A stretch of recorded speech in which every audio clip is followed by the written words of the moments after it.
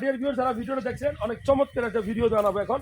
আমরা অনেকে বেগুন পছন্দ করি, অনেকে বেগুন পছন্দ করি না। দেখেন কি পরিমাণ বেগুন আছে, দেখছেন? দেখেন চমৎকার এক একটা বেগুন, কি এক একটা গাছে কতগুলো করে বেগুন ধরছে।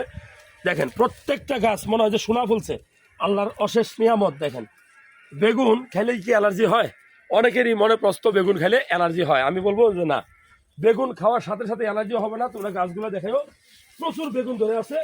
কারণ বেগুন যেরকম অ্যালার্জি হয়, গরুর মাংস, চিংড়ি, ইলিশ মাছ, অনেক কিছুই কিন্তু এরকম অ্যালার্জি হয়।